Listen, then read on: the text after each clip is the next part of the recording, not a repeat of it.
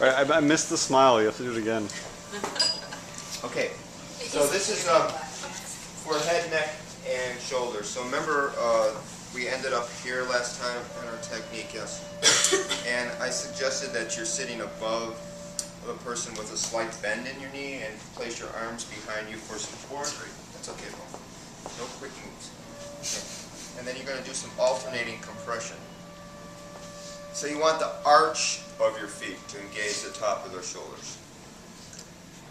And the wider you get, the bigger the movements are. So the more you move towards the center, easier.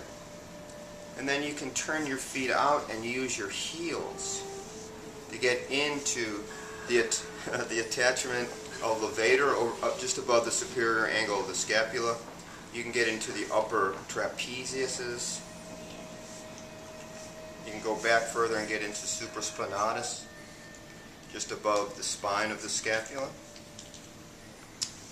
And also now we're going to do then some sustained pressure.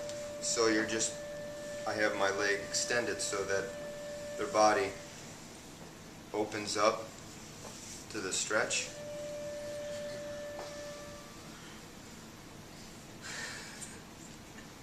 That too much? And then release. And then engages. Press down. Sustained pressure.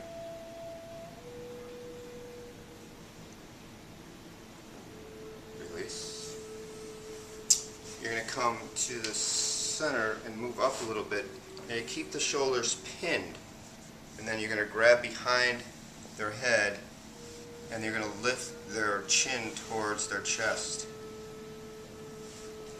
stretching out posterior cervicals. So it's good to have these shoulders pinned so it defines the area that is getting stretched.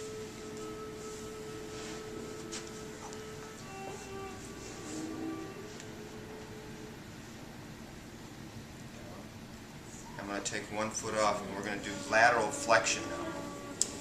So lateral flexion, we're going to move the ear to the shoulder. Not rotation, so the nose has to keep up towards the ceiling for pure lateral flexion. So this shoulder is secured with your foot. You have them inhale, and then on the exhale you laterally flex their head to a point of resistance. And then you hold. And how you hold is completely up to you.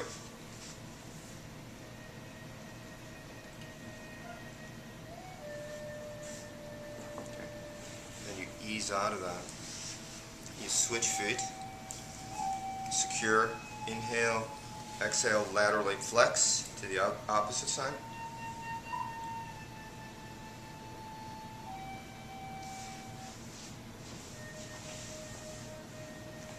And back to center.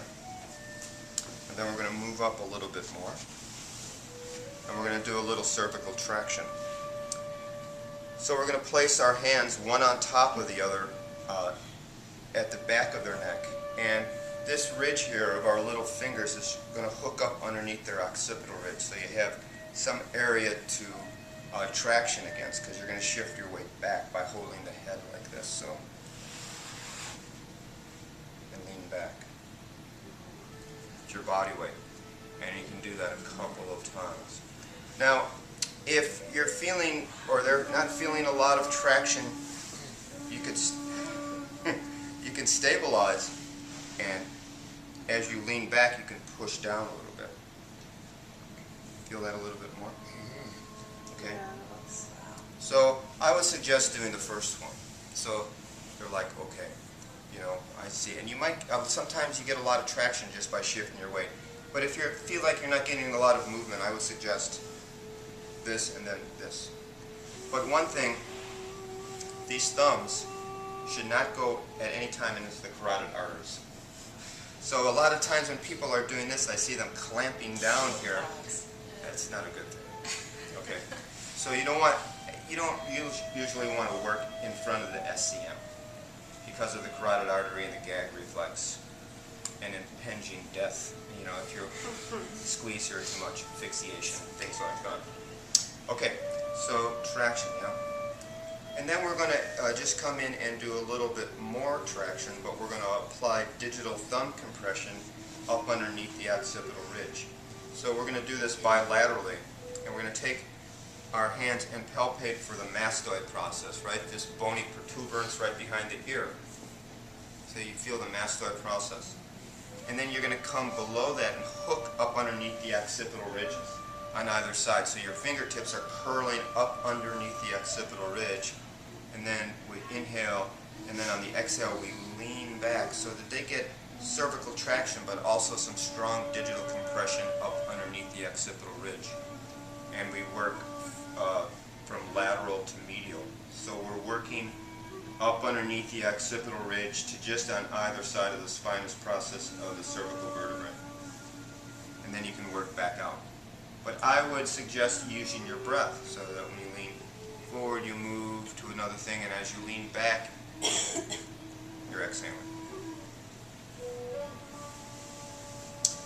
And then finally,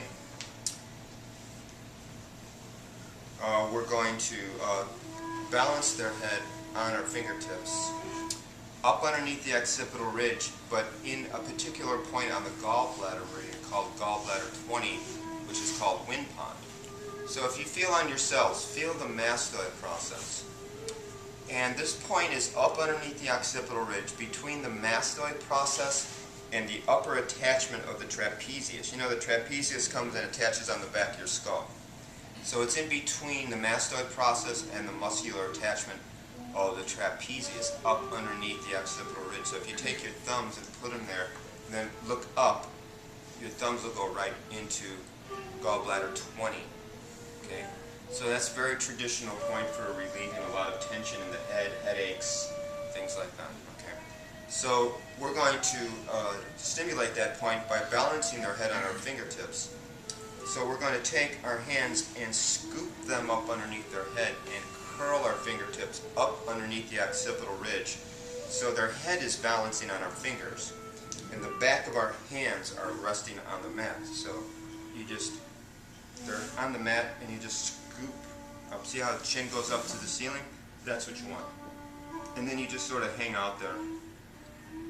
Try to, just to occupy your rational mind, try to have even pressure on both fingers. So, you know, move the head a little bit one way or the other until you feel like the pressure is rather uniform. And then just hold, hold, hold.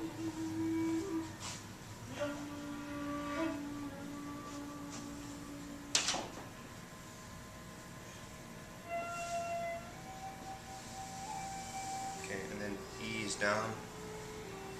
And we're just going to end by some circular fiction into the beard. So you want to work the masseter muscles here. Up into the temporal area.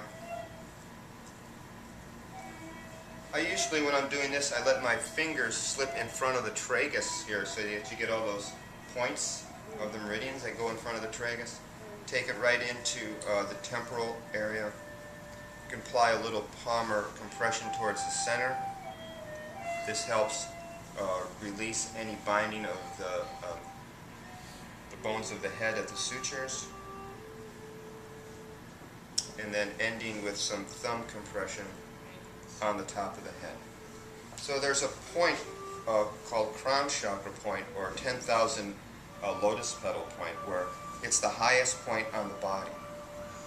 And to find this point, if you drew a line from the tip of the nose over the top of the head, and from the top of the ears over the top of the head, where that intersects, that is governing vessel 20, and you do just a light pressure down towards their feet. So this is the fontanelle, where the soft spot on the head where the head comes together. That's a really lovely point. It's said to balance all the, it opens up the body so all the spirits, they say, can come in. I've heard AJ say that it's like a reset point, like she uses it to reset the system. Okay? So we'll just do that short demo for head, neck, and shoulder. I'll talk you through that. Yeah.